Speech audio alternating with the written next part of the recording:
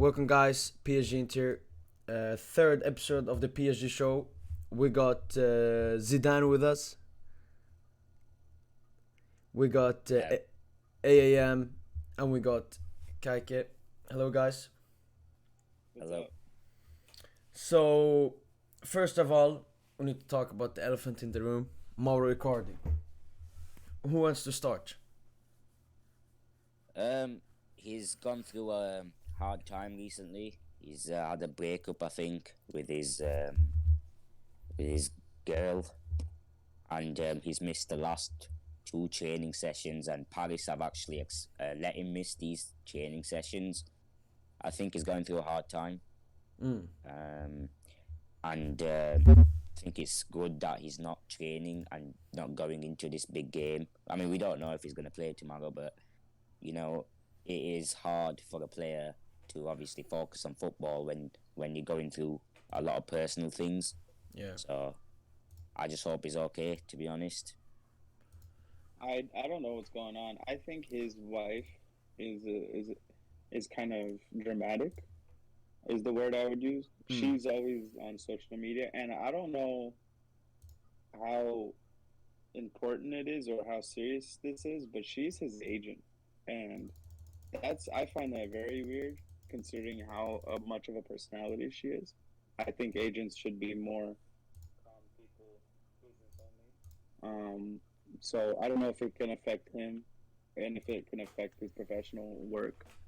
But I know it's a serious thing. But when you saw this post by Wanda Nara, were you all thinking now it's done, like it's over between them and so on? But then one day later, this was posted. She's dramatic. This is the type of thing she wants. She likes the attention. In my opinion, I don't know her. But I mean, This is from what I think. I think going on. I think she's just bringing up drama because she. I don't know. Maybe he did do something wrong. But why would she be hugging him today like that? You know. But do you think that because if these pictures are put out and he has actually cheated, it's extremely weird. So either do you see maybe a possibility that it didn't happen?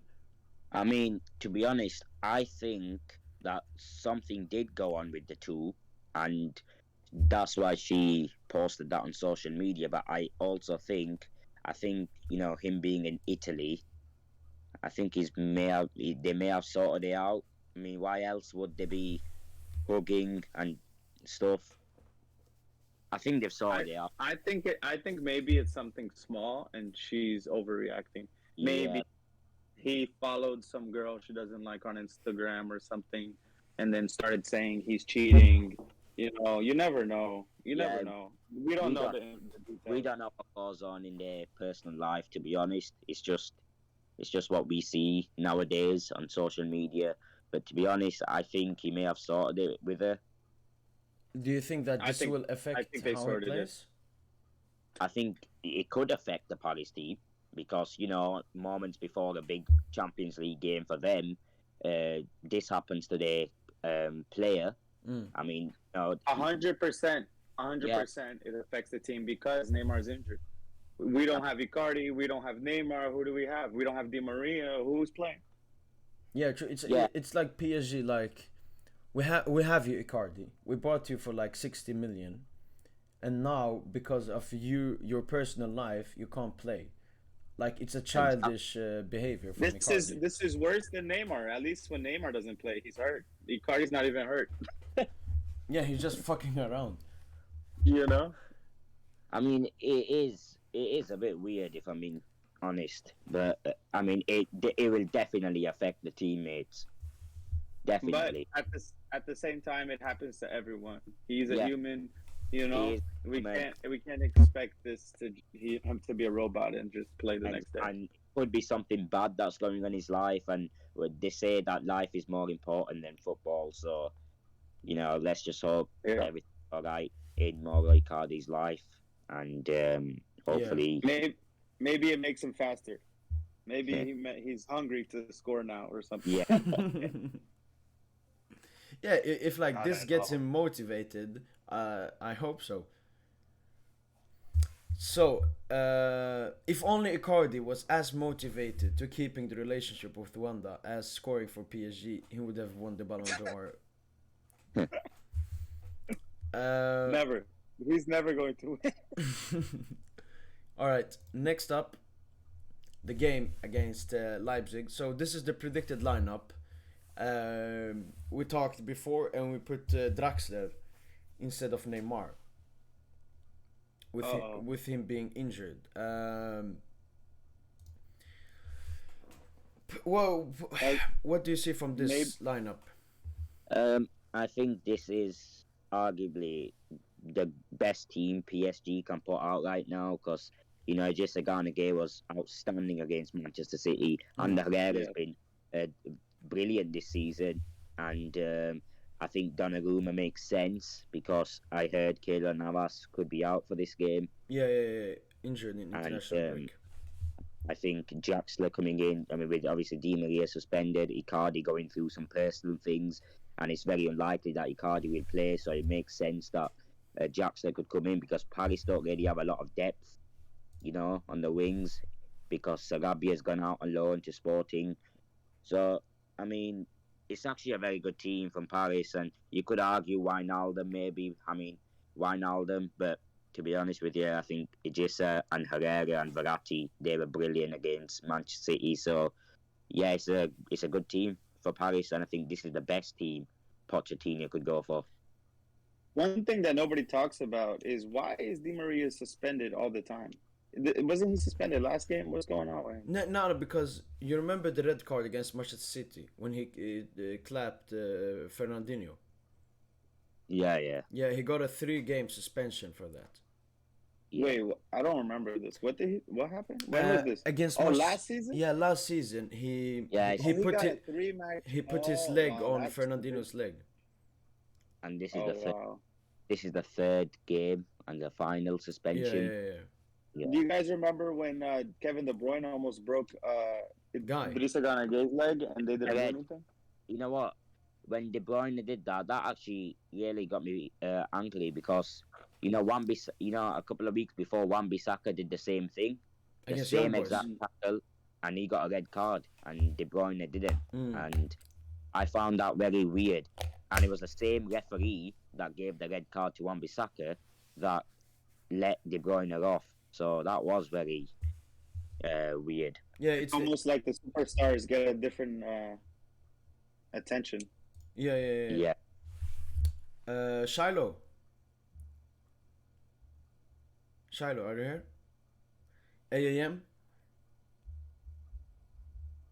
AAM?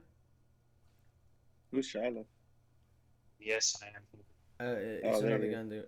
AAM, what do you think about the PSG lineup? Is this the best one? Do you think Poch will play this? What weaknesses? I think it's in general the best lineup. Apart from Neymar, who in that team you thinking should be so? Yeah. No one. Yeah. Do you maybe see Pochettino instead of playing Draxler, maybe adding Rafinha because he played against Angers? Not gonna lie, I forgot Rafinha even plays for PSG. I don't even think there's much of a difference between him and Draxler. Okay. One quick thing, guys. I believe maybe that Draxler is injured as well. Let me check. Wow. I've not really heard anything about Draxler being injured, but then again, could be. No, because I remember I did a preview for, I believe, what was the game before Angers? Before the international break. That we lost against Rennes. Then he was injured, so I'm not 100% sure if he's fully back and even like 100% fit. Yeah, but probably this will be like everyone is back. Marquinhos, the captain, Hakimi, Nurmenge. The team is good. The full team is good. They don't have Neymar, but they have Verratti, Idrissa, Kimpembe, Marquinhos, Hakimi, even Mendes. They have everybody they need. Yeah, they just don't have Neymar. And without Neymar, it's a more balanced team. Even if Neymar, especially against Manchester City. He was working so hard off the ball. Messi is going to have to be the creative man. Yeah, who do you have the highest expectations for this game? It's Messi, right? Messi, yeah. I think this has to be the game where Lionel Messi shows the whole Parisians and shows everybody what he's made of. So it's gonna Yeah. be a big game for Messi, in my opinion. Because I This think is. Mbappe's I been think. very good this season. Do you guys know how Leipzig plays? Do they play? Do they play like Three at high the back. press? No, all right. Let's move on to Leipzig then. Now, before they used to play a five at the back, especially under Nagelsmann, but under their new manager, they Yeah. have played a simple 4-3-3. That system always changes. I mean, I've watched Leipzig about 3-4 times this season. When they're attacking, it turns into a 3. Okay. So I mean, at the start of Jesse Marsch's reign at Leipzig, it was a bit difficult for him because there was struggling. But I think in the last few games, they are getting much better. And I watched the game against Man City. They was very good, especially Nkunku. He's the danger man for them.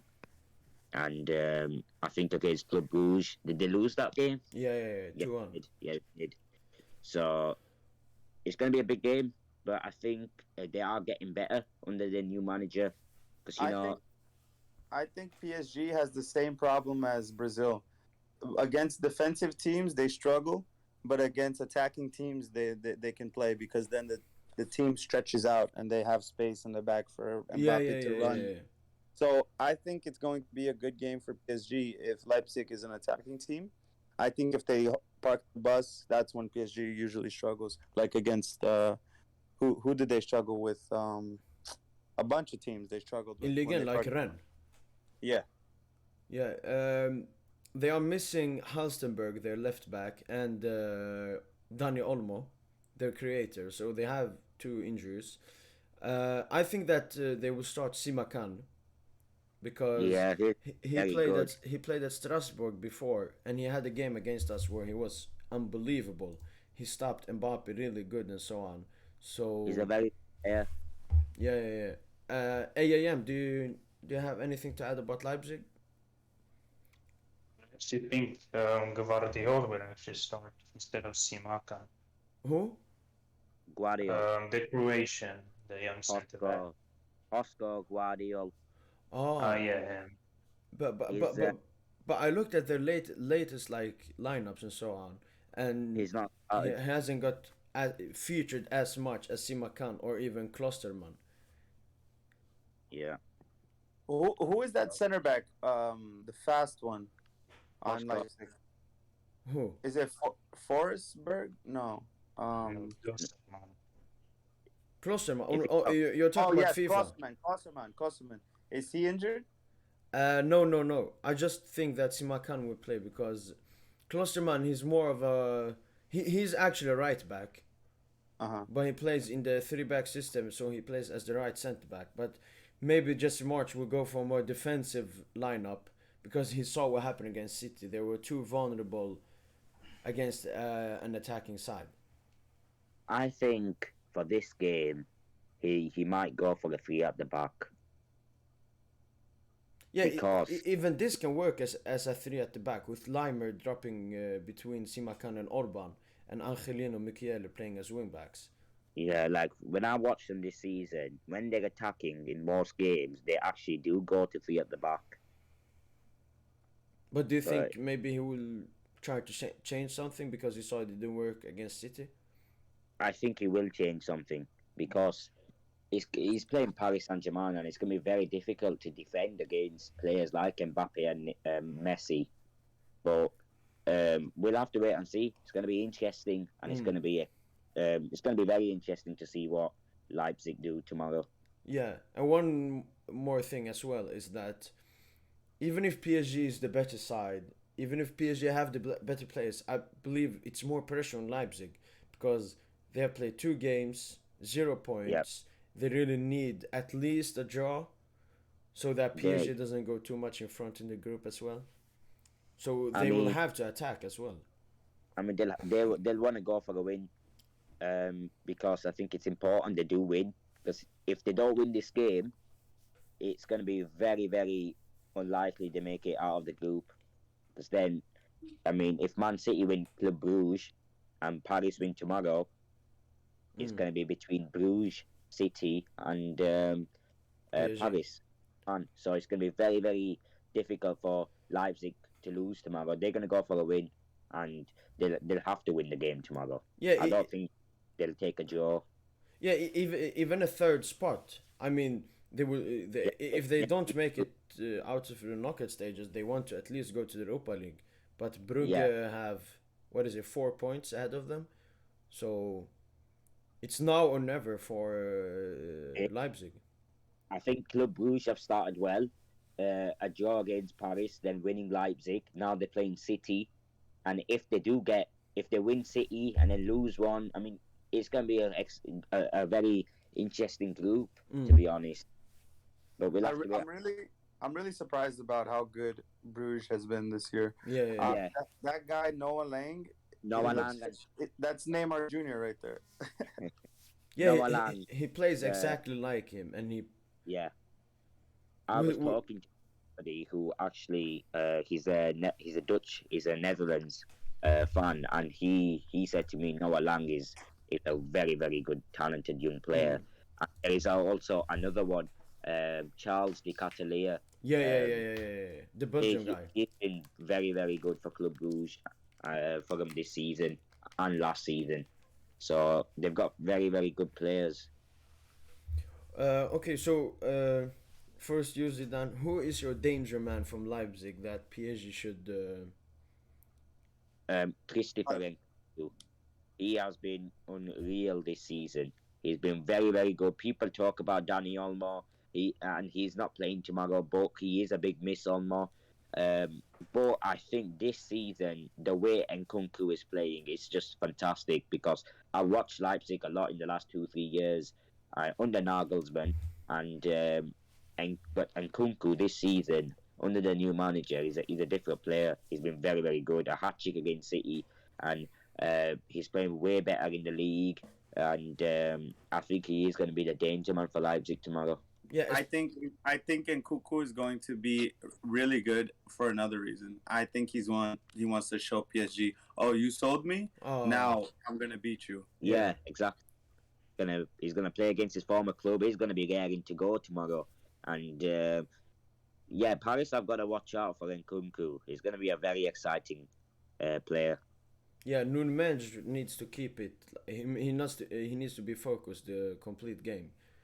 Yeah, Because I think Nuno Mendes struggled in the opening 25 minutes against City. He was struggling a lot on that left-hand side.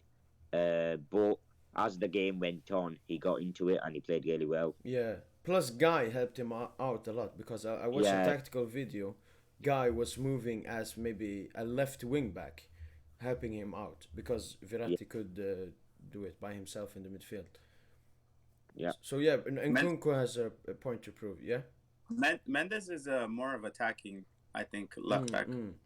Yeah, I think he needs to work more on his defensive work. But with his pace and strength, even if he's the best defensive attribute, he can still.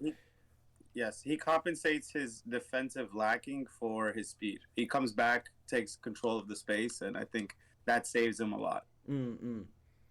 AAM, who do you think is the danger man? Anyone else than Nkunku? I'd probably say Szoboszlai, actually. I mean, it's opposite Nkunku, given that he's the workhorse, he's the power of Leipzig this season. He will, especially when he's on the right side, as you put him, that will force Nuno Mendes to play more defensive approach. But Szoboszlai, he's the center, he's in the midfield. If you look at the other two midfielders, he's the more attacking one there, and he will be the sort of supplier to the attack. I think PSG, especially Idrissa Gueye, should keep an eye on him. Yeah, with Dani Olmo out as well with an injury, this is a perfect game for Szoboszlai to prove himself that he deserves to play more. Because he has played a lot, but If Dani Almo is fit, he doesn't play. If Forsberg is fit, he doesn't play. So he wants to break into the side now after his injury he got last year when he didn't play for like 6 months. Exactly. It's also a goal threat that comes from midfield. Okay, so I want a prediction from all of you. AAM, you can start. What's your prediction this game?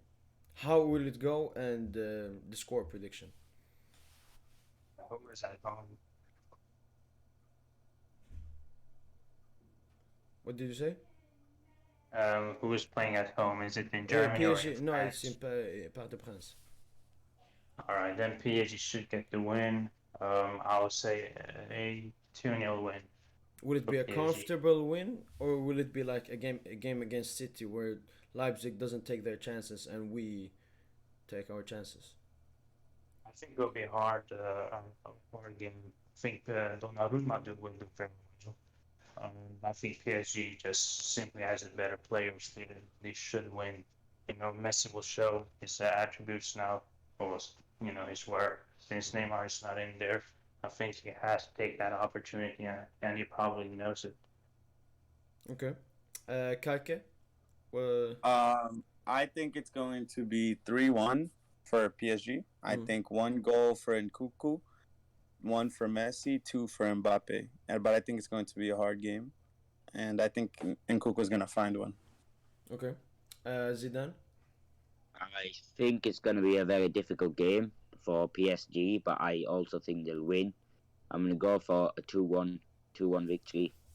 And I think this is the game where we're going to see Messi play really, really well and score. Yeah. If one last thing I want to add about Leipzig, if Angelino plays with Halstenberger injured, I think he will be the big weakness in that Leipzig side, because if he pushes up, or even if he doesn't push up, Hakimi will make a. If you saw the Messi goal against City, why Messi was a bit alone when he got the shot is that Hakimi made a run, which made Cancelo follow him, and made it open for Messi. So, and if Angelino doesn't work well, Hakimi will make so much space for Messi on that right side, and that for me will be detrimental for Leipzig and will be the key to PSG's success in this game. I mean, you're absolutely spot on, but we had Leipzig in the group stage last season, Yeah, and Angelino is a player that will always want to attack. He's always going to be bombing down that left hand side, and he scored against us as well. So he's a player that is a very good attacker, but you're right, he's not that good of a defender. So I think that right hand side for Paris will be very, very easy because of Hakimi and Messi. They can easily get past Angelino tomorrow. Kake, anything you want to add? I think that was a great point about Hakimi. I wasn't even thinking about that. I think Hakimi is far better than Angelino. I think Angelino is a mediocre left back. At the most, I don't. He was good at Man City, but They sold him. I don't think he's that great. He's gonna have a hard time against Messi. I think Orban is a bit of a slow, big player, and I think he's gonna struggle against Messi too. I mean, to be honest, Angelino wasn't good at City. He hardly played. That's why they sold him to Leipzig. He's been very, very good for them.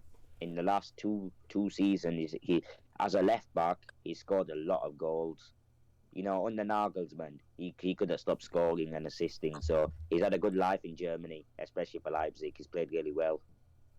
He's I think he's an okay player, but I don't know. Hakimi is a very good player. Yeah. Hakimi, I've followed him from Real Madrid. Then he went to Dortmund, and then he went to Inter Milan. I think he's a very, very good player, and for Paris actually to get him, he started very good in PSG as well. So very good right back. He's a brilliant player. Yeah. So my prediction is the Leipzig, even last season and this season, the perfect word to describe them is inconsistent. If you look at them, for example, in the group stage last year against Man United, the first game they lost like 5-0, and then they beat you. Yeah, So, and this season as well, their last 6 games have been 2 losses, 2 draws, and 2 wins. So they're an extremely inconsistent team. So for me, they will either come show up and make it really hard for PSG, and as you guys said, maybe a 2-1, a 1 goal difference win, or I can see a battering by PSG if Messi and Mbappe click together. yeah. So for me, it's either a 2-1 tight result, or it's like a 3-1 open game. PSG are comfortable the whole game, and I believe that it will be a tight game.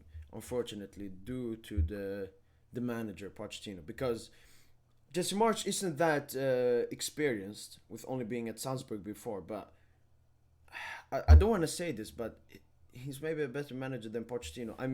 At least how much the players listen to his tactics and his influence on the team. I think Pochettino is a good man because I've seen what Poch did in the Premier League, Mm. and when we sacked Jose Mourinho, Man United really wanted to get him in, get Pochettino in, but that obviously didn't happen. I didn't at the time. I didn't really want him, but there were so many United fans that did want Poch. I think he's a good. Is he's proved it at Espanyol, at Southampton, went to Spurs with a less budget and a net spend below 10 million. Well, He went to a Champions League final and he got him a top four finish every single season. And I think he's managing a world class team now with the biggest players in the world. The pressure is definitely on, and I think it is going to be hard for him. But I think he's a good manager. But it is hard managing players like Messi, Mbappe, Neymar, Ramos, Marquinhos, Verratti. You know, these big players, it's very difficult for him to manage them. Even the goalkeeping situation. I mean, who's going to start? Keylor Navas or Donnarumma? You know, it's very difficult for him. The Paris Saint-Germain job is difficult for any manager.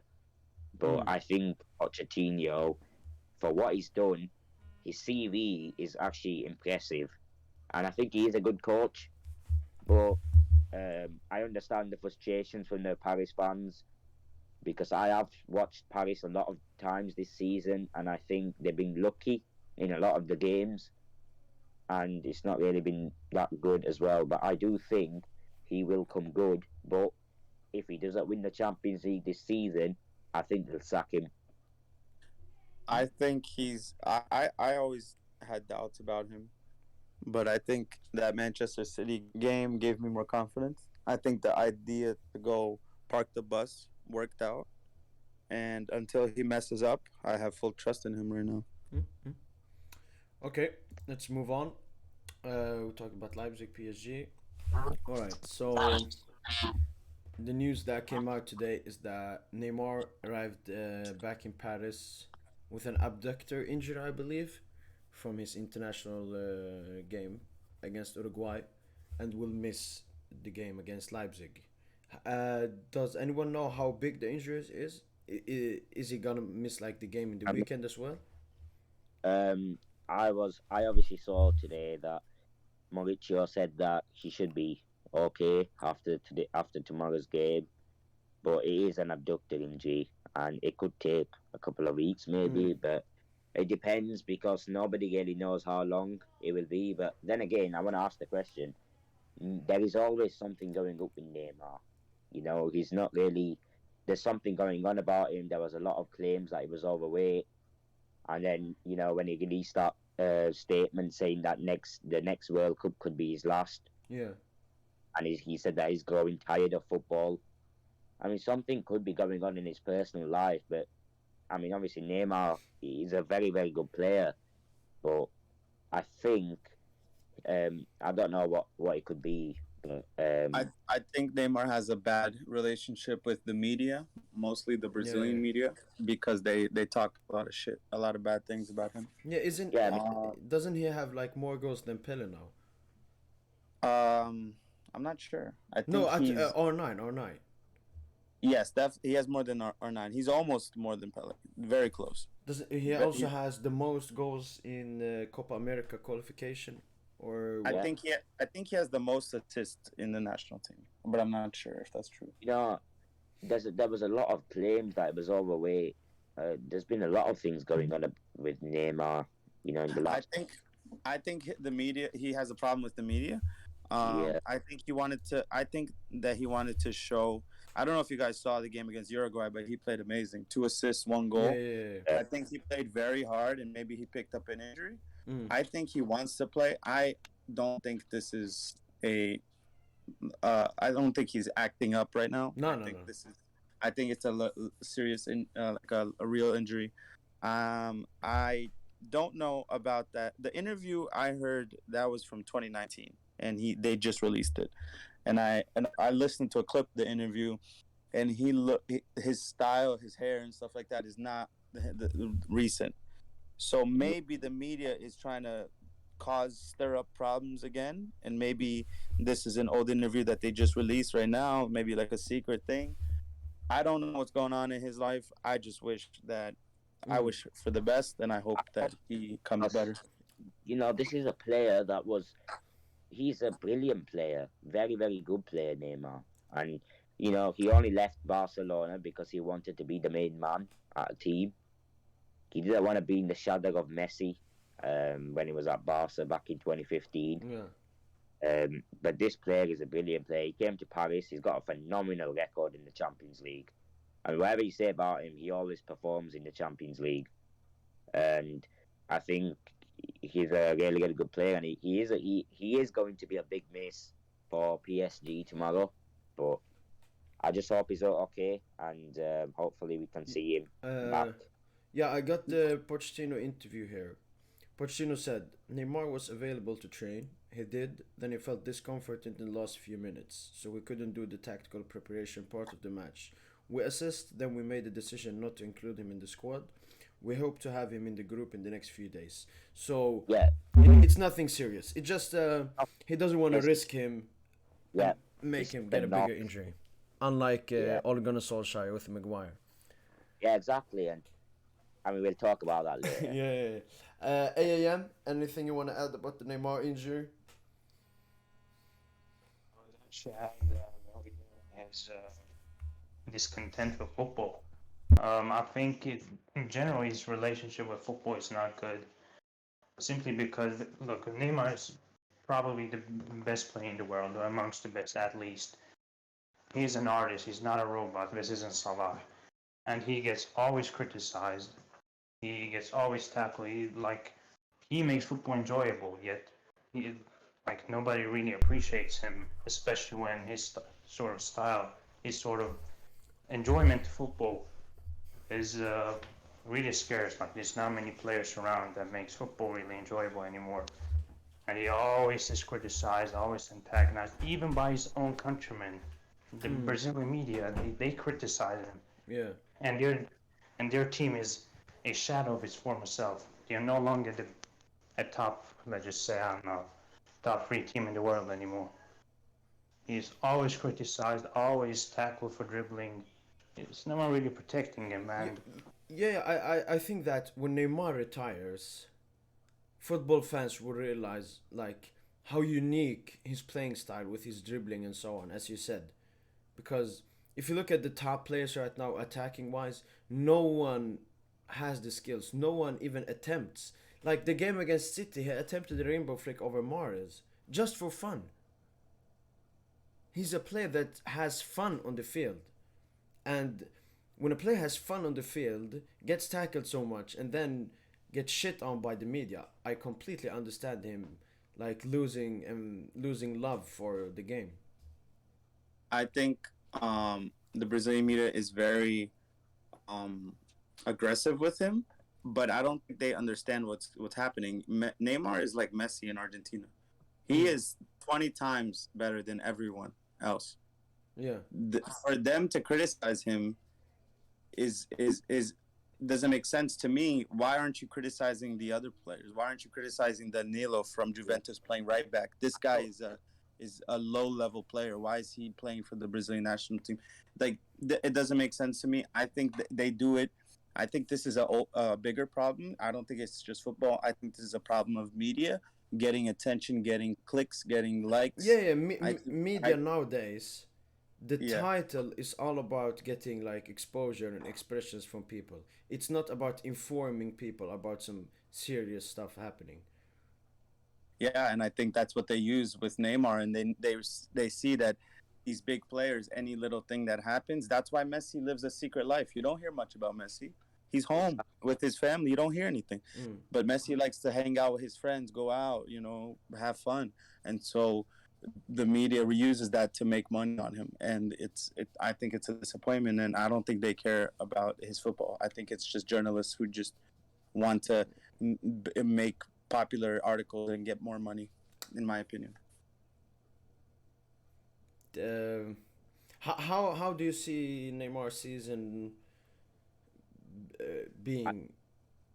I think he's struggled so far, and he's been good for Brazil, but I think there is a lot of media stuff going on behind the scenes, and there are a lot of people who do want to see him fail, but I think at the moment he started. I don't think he should play versus Marseille. That team they're butchers. I don't know if you ever watch Marseille versus PSG games, but it always ends in the fans coming in the field and throwing stuff, and it's just I don't know. I don't know what's gonna happen. Zidane, you probably saw when Nice played Marseille when the game got postponed. Yeah, you saw all yeah, and there was fights breaking out with the manager George Sampaoli. Yeah. Marseille have become like a criminal team, a South American team. I don't really watch a lot of Liga and football, but I do follow it. And Marseille, especially Matteo Guendouzi, he's got issues. He's a player that he did it at Arsenal as well. He always gets into fights, and he is somebody who he's a very young player, a talented young Frenchman, but he is somebody who has discipline issues. Yeah, and Payet as well. Payet likes fighting. Payet, yep. Yeah, the thing is, Guendouzi, he is from PSG Academy. Then he left for Lorient, went to Arsenal, and now Marseille. And when he talks about PSG, he's so disrespectful, like he has never, ever played for them. So yeah, Marseille is just a hostile team. He had these issues at Arsenal, and he was a very, very good player as well for the Arsenal and under Unai Emery. But even when Mikel Arteta got the job at Arsenal, he was playing a lot of games. But there was a game against Brighton in particular, which Brighton won. And in that game, Guendouzi started fighting with Neil Maupay. They're both Frenchmen, and that was the game. That was the end for Guendouzi. After that game, Arsenal fans didn't see him because he's got disciplinary issues.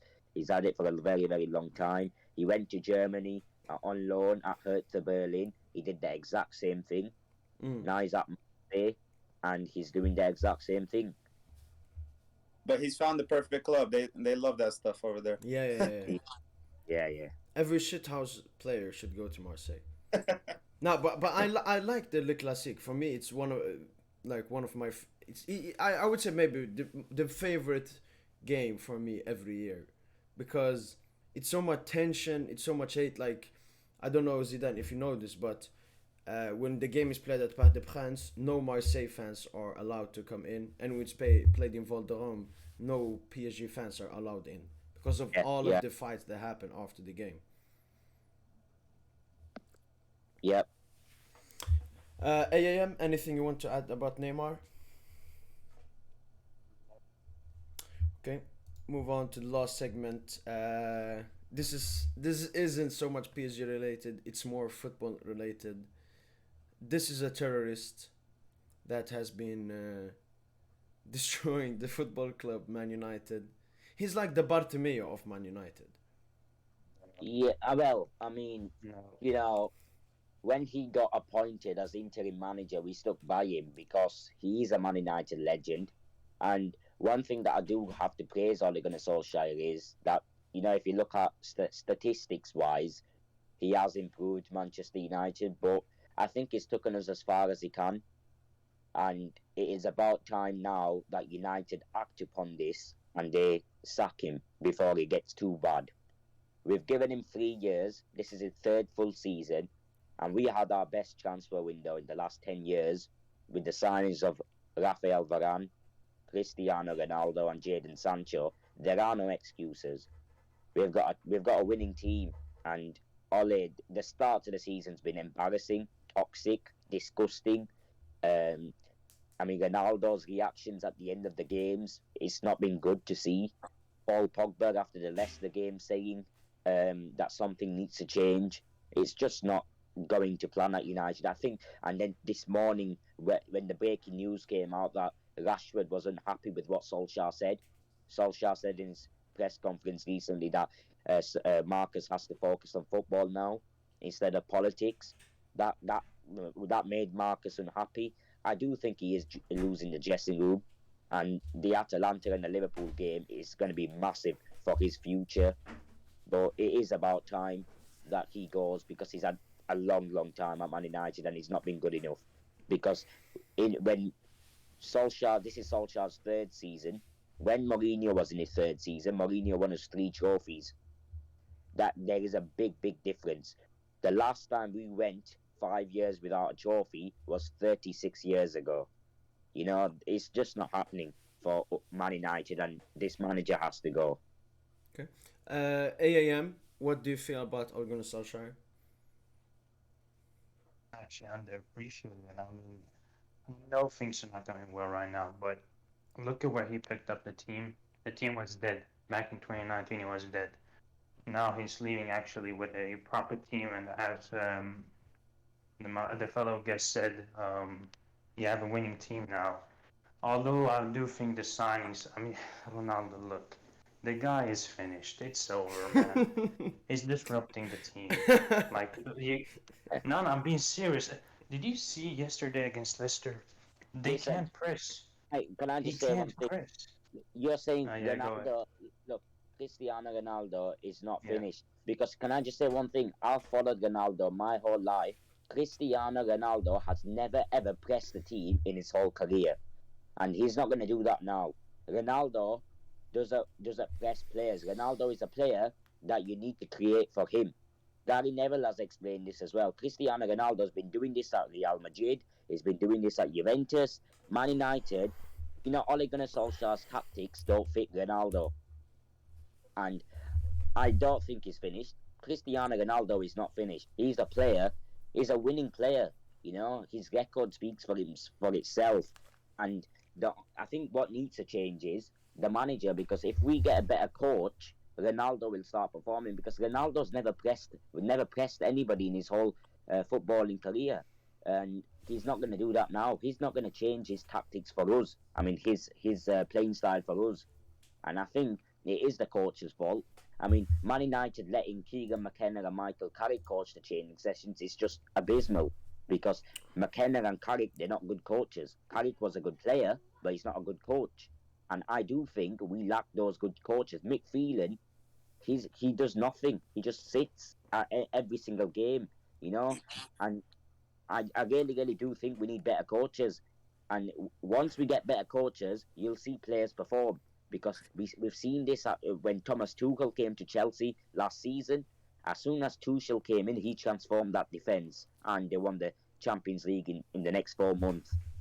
Yeah, I'm not been happy as a Man United fan in the last 3 years. I mean, I've not been a happy Man United fan in a long time, because our club's not been good enough. But this season, we were all happy and confident that we would be doing something, because we signed some brilliant players.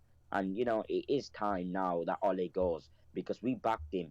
He got his transfer window. He got the players, and yes, when he took over, we were finished. But I do give him praise for lifting us up, changing the culture, building the youth. But he's just taken us as far as he can, and nothing. Even if he does get sacked, he will still be a legend at this football club. But he's not a good manager. I think two things can be right at the same time. I think I think Ronaldo not pressing is correct. He's not that type of player. He's not done And that. He's all, and I think that Man United needing to press can also be right. I think that in a situation when Man United needs to press yeah, to if they're down, that can also be right. Those things both can be right. One, Ronaldo is not a pressing player, and two, Man United needs to press in a certain yeah. position. Both I things mean, can be right. And Ole Gunnar Solskjaer, he needs to figure out how to fix that problem. That's his look, job to fix that. Yeah, I saw a tactical video about United against Leicester, and the guy talked about Ronaldo being old and not wanting to waste energy on pressing. So what Ole Gunnar Solskjaer has done is when they defend or at least pressing the other team, they switch to a 4-4-2. You being a Man United fan, Zidane, you always see Bruno and Ronaldo as strikers when they are pressing yeah. because And Bruno helps Ronaldo out in the pressing. you know what I can say about that is that with Bruno's been higher up the pitch in the last 2 years. That's because of the coaching problem. It is not Cristiano Ronaldo's fault that we're doing bad. This is the coaching. Ole Gunnar Solskjaer's tactics, they don't fit Cristiano. Cristiano's never pressed somebody in his career. You know, you can watch him. At the age of 18, he has never ever pressed somebody. He's a different type of player. And we have to change for him. Because if Ronaldo, I mean, United should have known this. Why would they even buy him in the first place? I mean, look, Bruno Fernandes has been higher up the pitch, and I think that's not good enough. Bruno shouldn't be higher up the pitch. He should be further back. And I have seen it because as soon as Bruno gets higher, there is so much space in the midfield for the opposition to attack. But this is the coaching problem. Everything that Man United do, it is the coach's fault.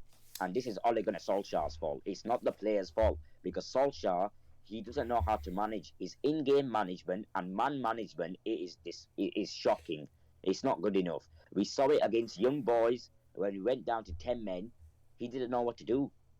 You know, he was stressed. He brought on Matic in the 86th minute and he brought on Martial. Why would you do that?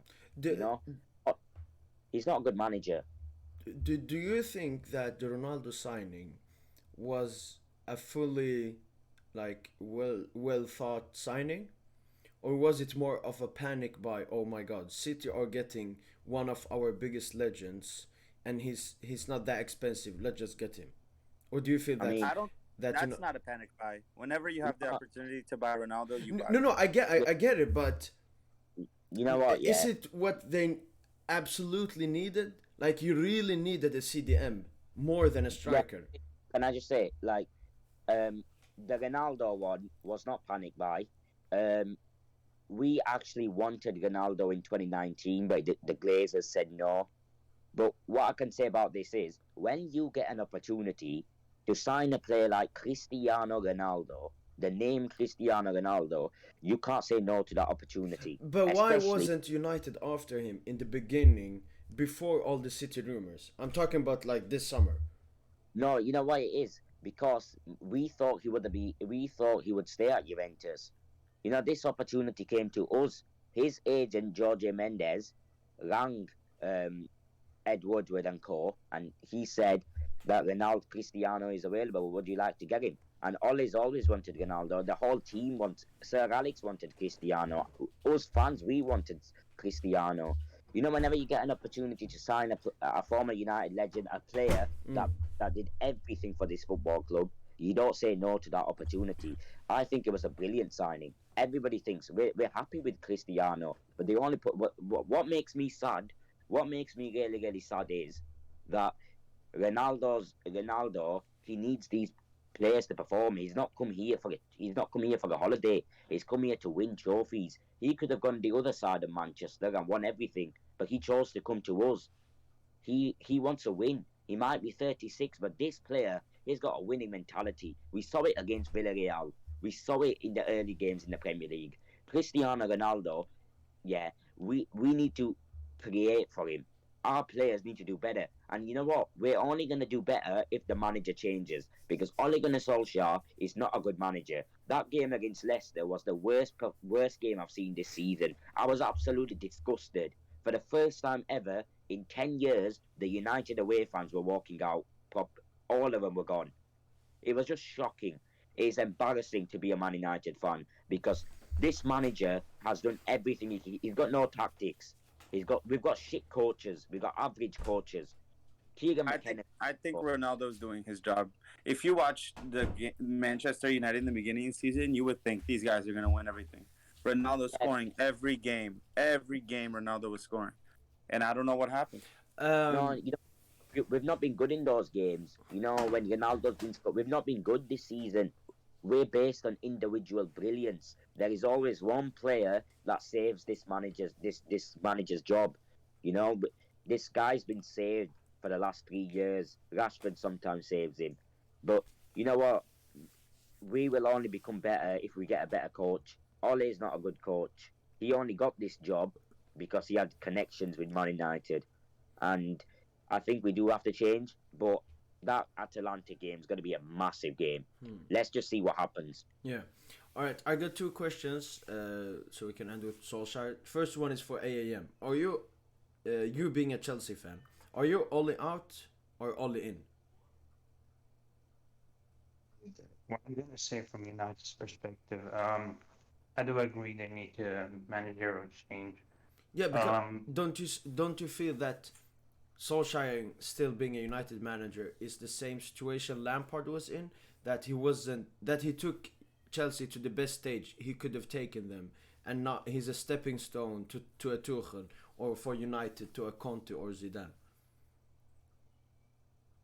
I think actually, I mean, look, Lampard, what he did in his first season was beyond expectation. In the second season, it just didn't work.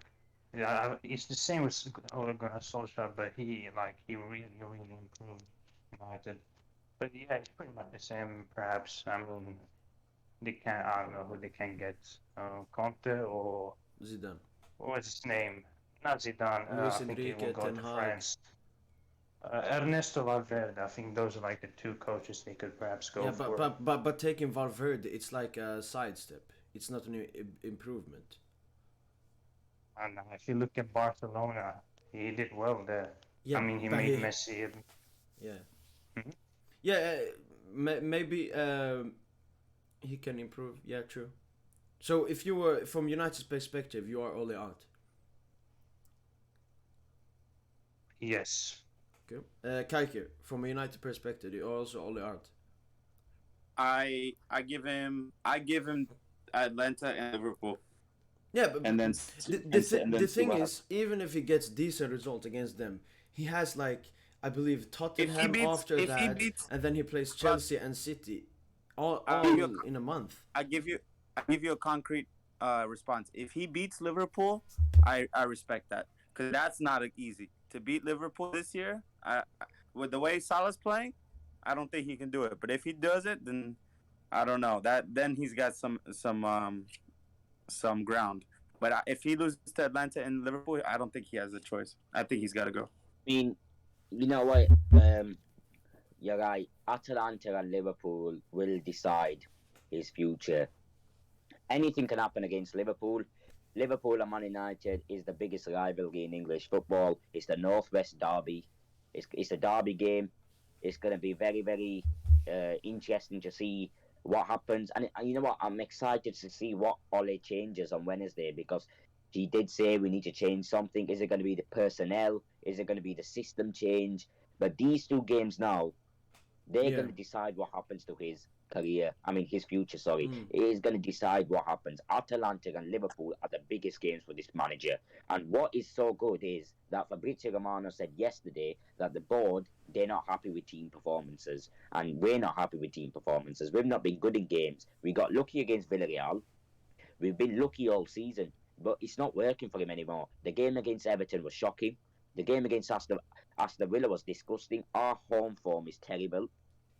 But we've got 2 wins in 7. We've got 15 points in the last 27 games. This is not good enough. You know, if you're to be managing a team like Man United, you've got to win titles and trophies. That is the expectation. And if that doesn't happen, you're going out the door. Because Man United, they need to be winning with this team. And I've just had enough. I got one last question for you, Zidane, and that is, Ronaldo, every time he plays in an attacking wise team, the attacking players around him, usually their numbers go down when he plays. If you look at Real Madrid, Benzema, his numbers were down. As soon as Ronaldo left, his numbers were up.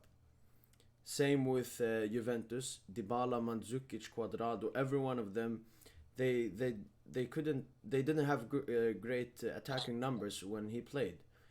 Do you feel the same for Bruno Fernandes? Because I remember Bruno Fernandes in Portugal with Ronaldo.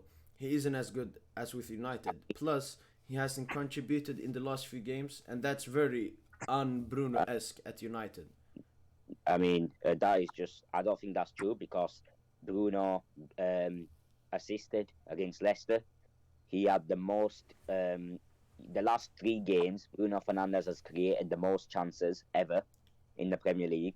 Him and Ronaldo have worked for us so far, and the wingers. I don't think the numbers will go down because Mason Greenwood's scoring. Marcus just came back from injury and he scored that weekend. So I'm not worried on that aspect because Bruno Fernandes, every single game, he works so hard and he's still giving assists and also he's creating the most chances. So I don't think that's going to happen to us because so far it's going to plan. The only problem we do have is we don't have a good seat. We don't even have a CDM. McTominay and Fred are not good enough. Um, our defence was shocking against Leicester. I mean, you could say Varane was injured, but no excuses because after Marcus equalised instantly, we conceded, and the defence was shocking that game. I think if it wasn't for David De Gea, we would have lost 7-8. I'm being dead serious. David De Gea was man of the match, and even Kasper Schmeichel, the Leicester City goalkeeper, said after the game, David De Gea was man of the match. That tells you a lot, even though you've lost 4-2. True. So I really do think this manager now is under severe pressure. There is nothing going to save him now. Atalanta and Liverpool, no excuses. Those are the games. And if we lose against Atalanta, I don't think he'll get sacked. I think he'll get sacked after the Liverpool game. Yeah, Mourinho. Remember, Mourinho was sacked after the Liverpool game. Yep, that was in December. That's a very important game. Won. But then again, you got to feel it for Jose Mourinho because Mourinho had a shit United team, and he got the best defense in the league with Smalling and Jones at centre back. He didn't have a good team. Mourinho was backed. Ole has been backed. That's the difference. You know, if Mourinho was manager of Man United now with this squad, we'd be challenging for titles and trophies because Mourinho's a good manager and he's got brilliant coaches. Ole's not a manager. Ole doesn't know how to manage. You know, Ole always relies on individual brilliance. We're a moments club. We live in moments. We're Moments FC, and it's gone on for far too long. And it is about time our owners sack him. Okay, so pretty much we're all out from the United perspective. Lastly, we will look at the Champions League fixtures. So I will name a game, and if you know anything about the game and so on, and then we'll end it with a prediction. We will try to go as quick as possible. So we'll start Besiktas Sporting. Sporting. Sporting. They won 5-1. Wrong game. Well, can you repeat? We didn't hear it good. Sporting will win. Score prediction? I think no. I think Sporting's gonna win 3-1. 3-1. 1-0. I think 2-0. All right. We'll move to Club Brugge City. It's a game that both teams are heading in, wanting to prove themselves in the group, wanting points to secure, either for Brugge to be more secure about their third spot, or even competing for a knockout place. Do you see maybe Brugge taking a part against Manchester City? No. Could you? I mean, if it's away, they have a chance. If Man City has a bad day, maybe a tie. I think City will win. Man City, they've been very, very good under Pep Guardiola. They was good against Paris. If they had a good striker, maybe they could have won. Um, City, they've been very, very good. I think they'll win that game. But Club Bruges will give them a good test. So it's going to be an interesting one. I'm going to go for Man City 3-1. I'm Kaike? I'm gonna go. I was gonna say 3-1, but I want to change it because he said it. I'm gonna say 2-0. 2-0. AAM?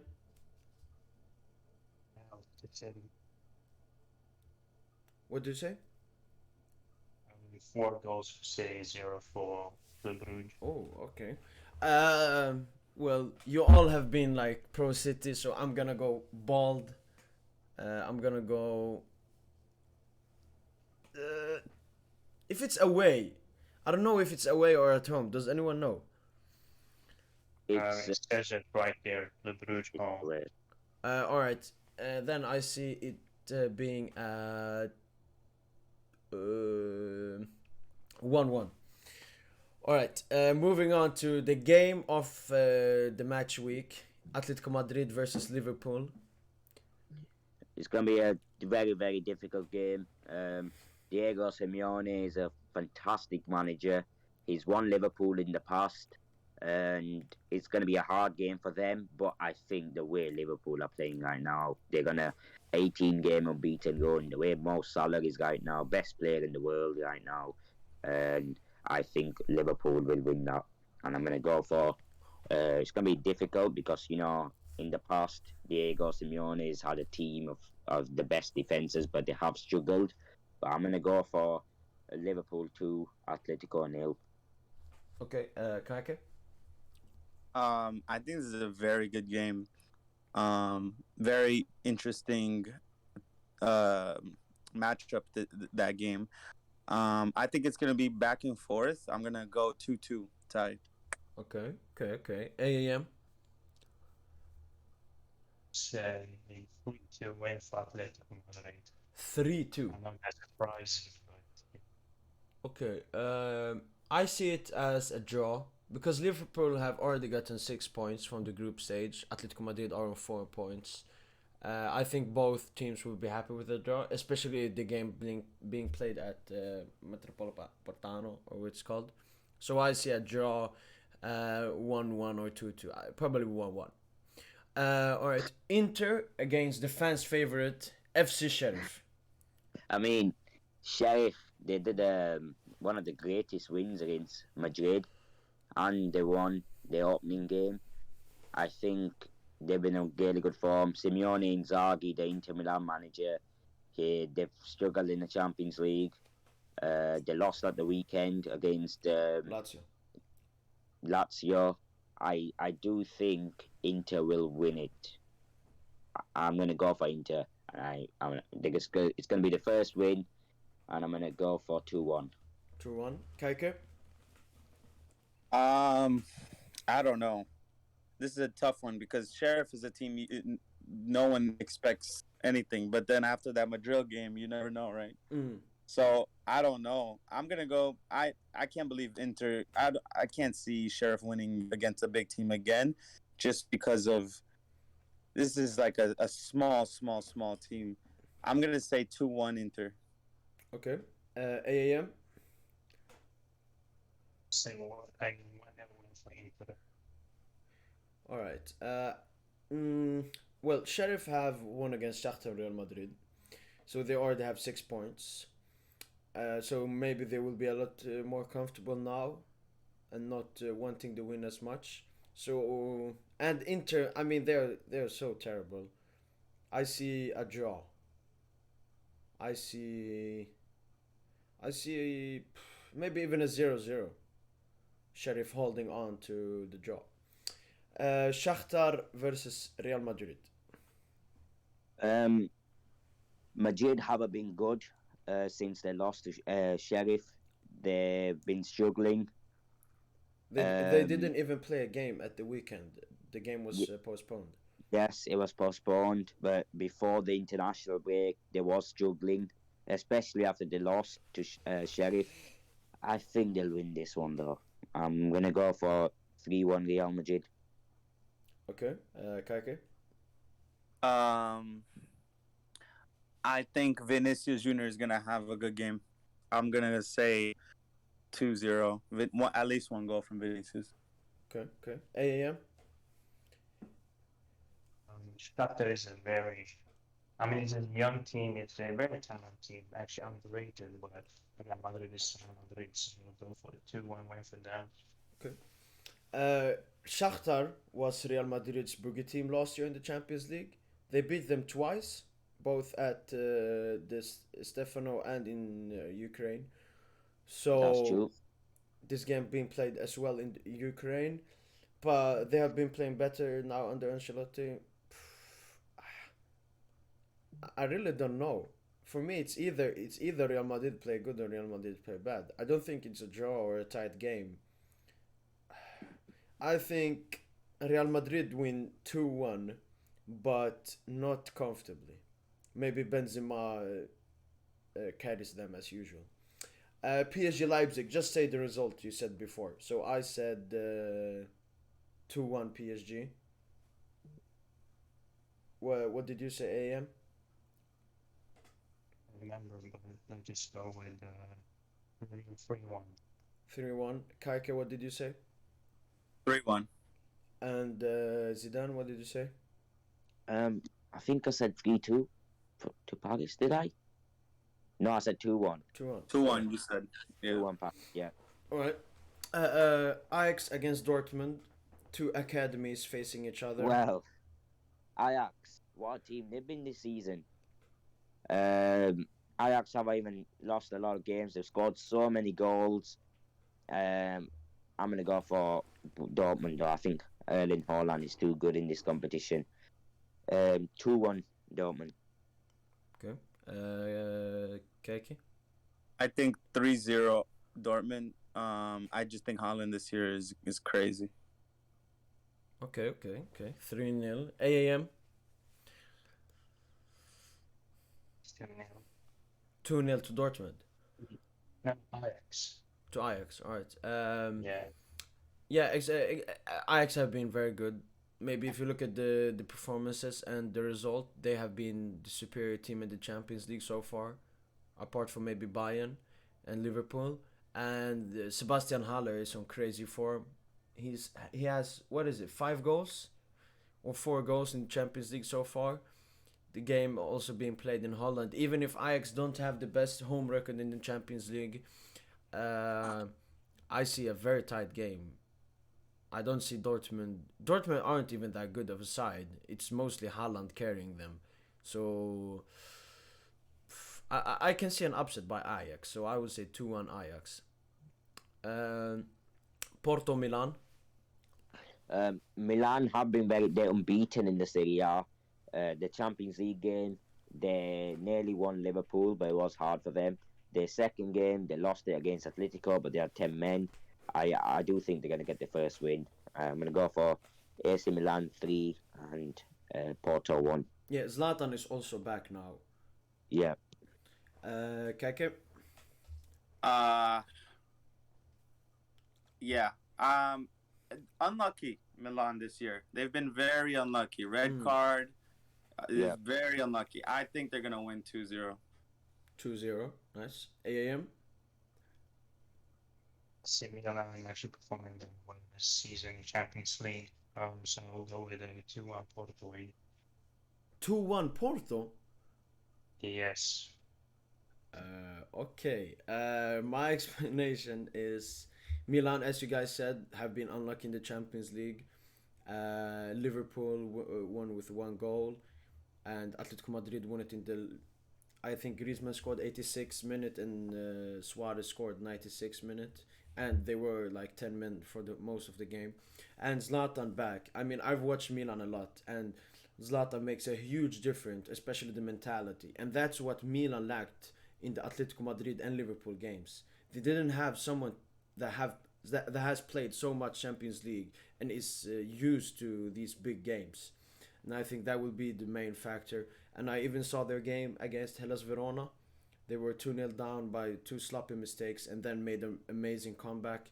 So I really feel AC Milan will win 3-0, battering of Porto.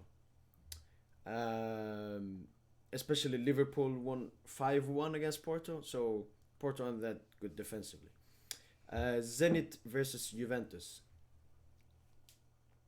Um, since Massimiliano Allegri came back to the club, they started really, really bad. They were losing games. They didn't win in the opening three, but now they are on a win list. They're winning now. They've got 6 wins in a row. They just won against Roma yesterday. I think they've got this, and they are going to win 4-0 for me. 4-0. Alright. Yeah.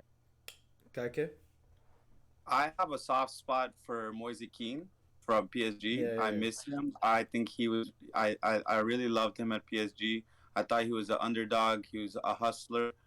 Um, I know he's been playing pretty well. He's been scoring this year, and I think he's gonna score at least one. I'm gonna say 2-0 for Juventus. 2-0. AM?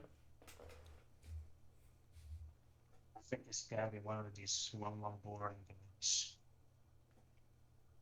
1-1. Sort of a draw. Yes.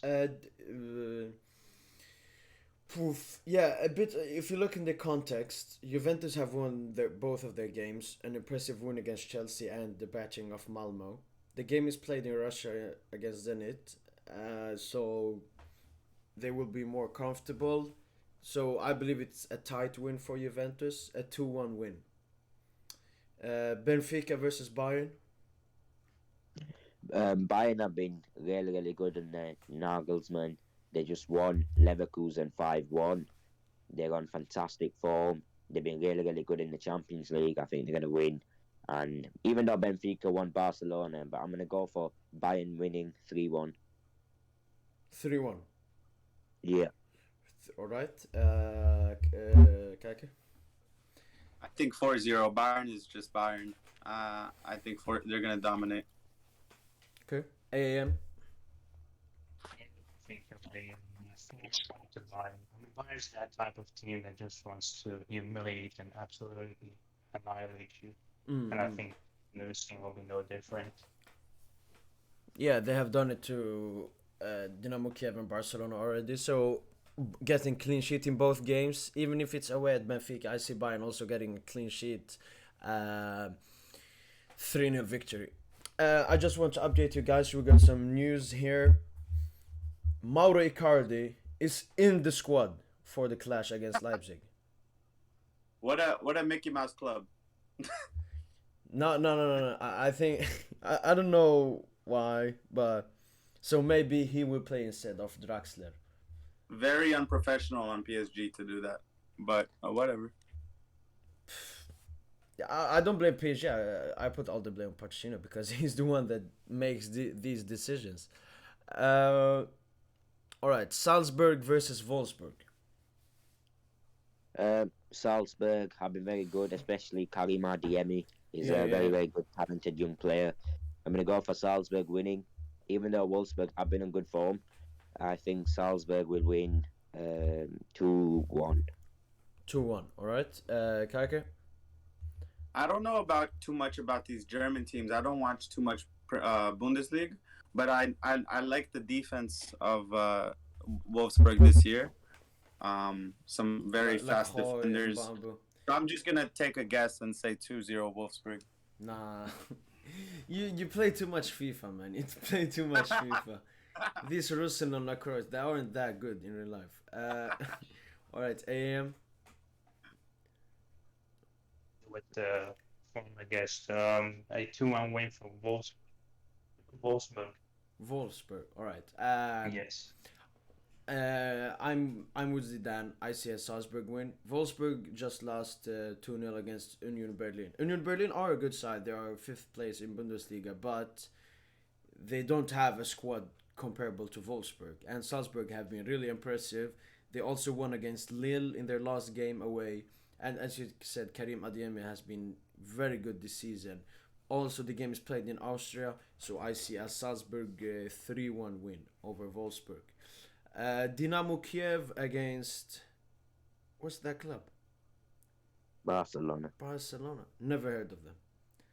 Never heard of them. I mean, Barcelona have got to win tomorrow. They've lost the opening two Champions League games by a scoreline of 3-0. They've got to win. They just won yesterday in the league against Valencia. It's important for them to win, and I think they will win. So I'm going to go for Barcelona 3 and Dinamo Kiev 1. Barcelona 3 Dinamo Kiev. All right. Kake? I'm not a big fan of Barcelona. Not their team. There's some players I like. It's just that the comments that the president said about Messi should have played for free really got me mad. I really didn't like that. I hope they lose to Kiev, but I think they're going to win 2-0. 2-0, yeah. Ansu Fati back in fire. AAM? It's Barcelona. I think still have a few decent players. They're better than the Kiev, so they'll win.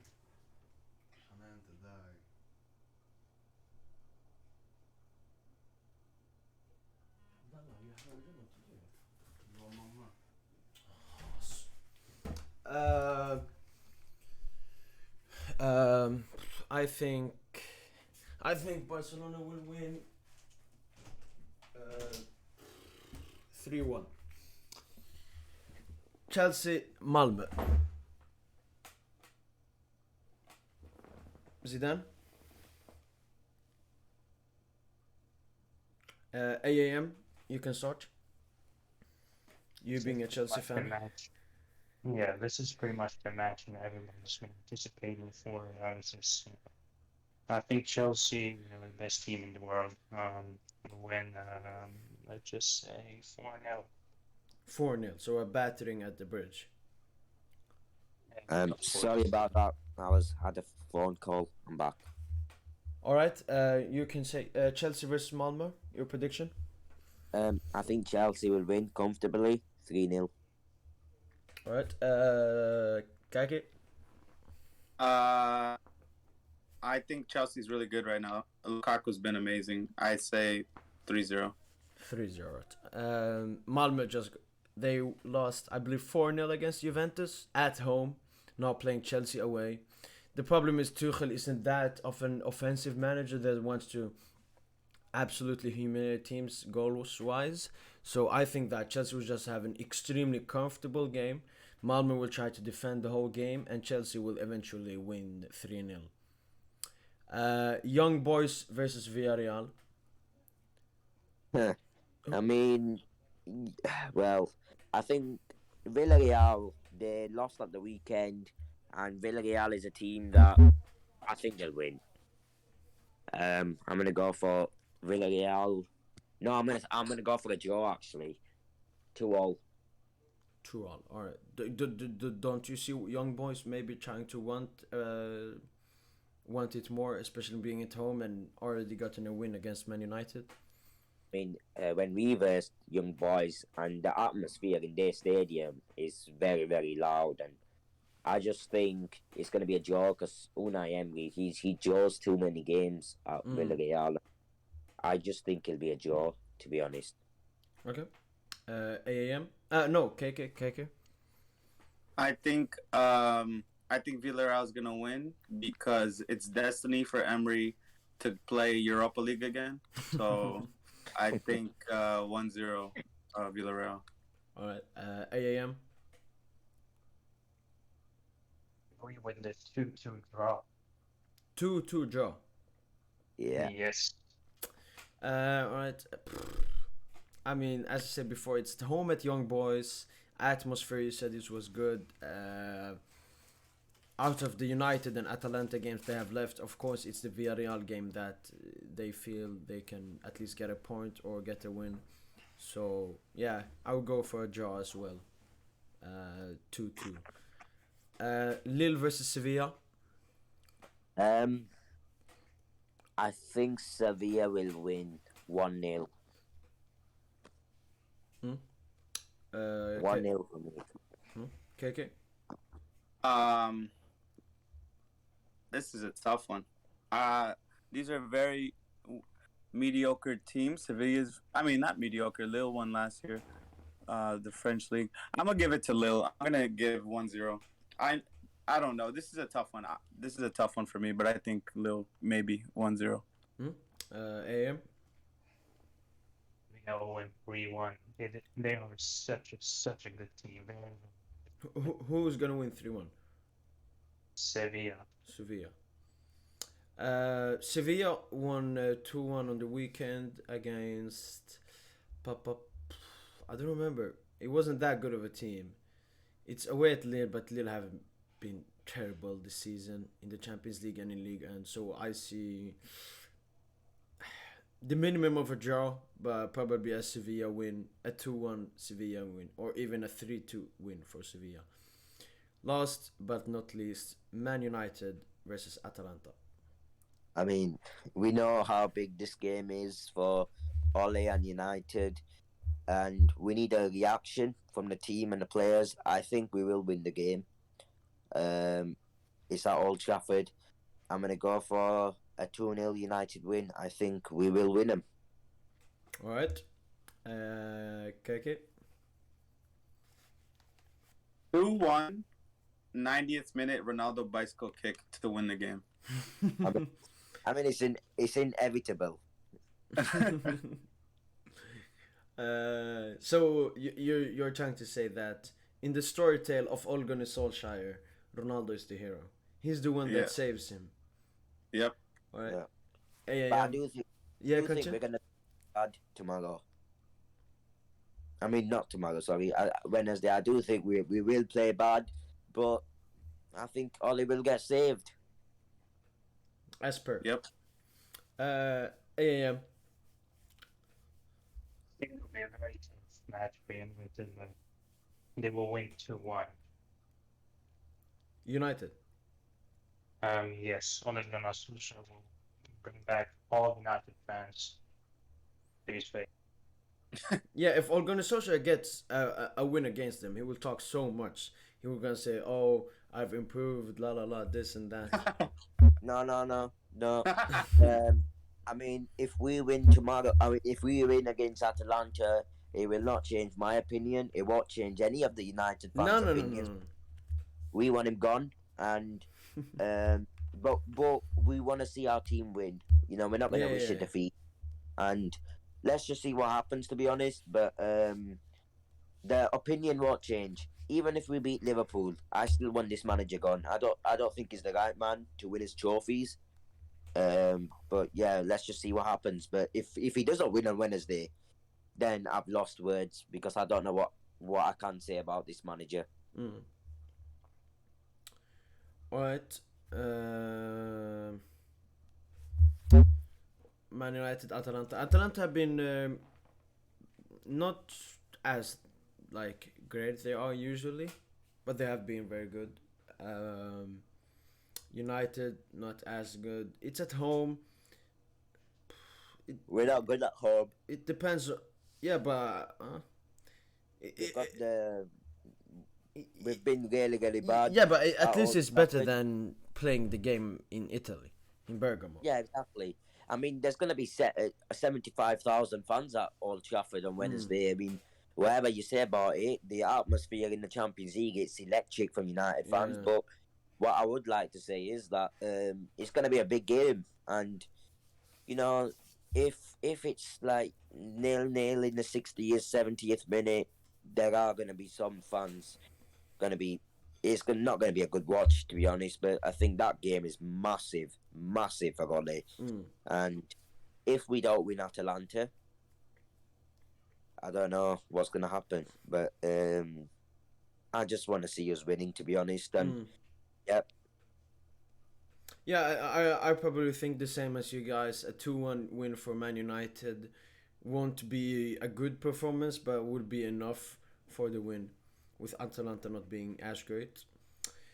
Yeah, well, we have come to the end of the podcast.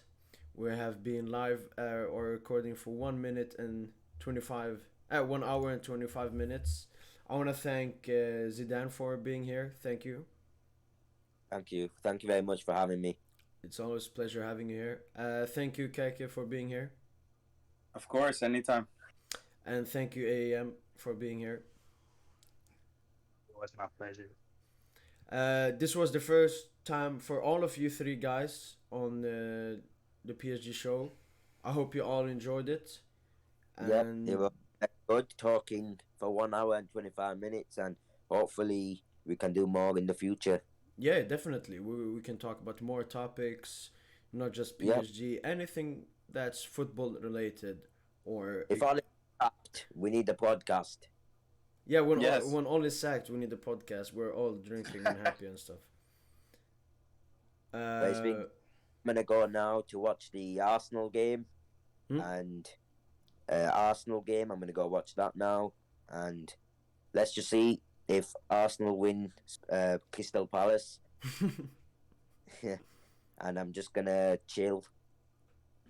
Sounds good. But I will end the video now. Thank you guys for being here. Make sure to like, subscribe, and comment what you thought about the PSG show, what can improve, what we can change. Other than that, take care. Peace.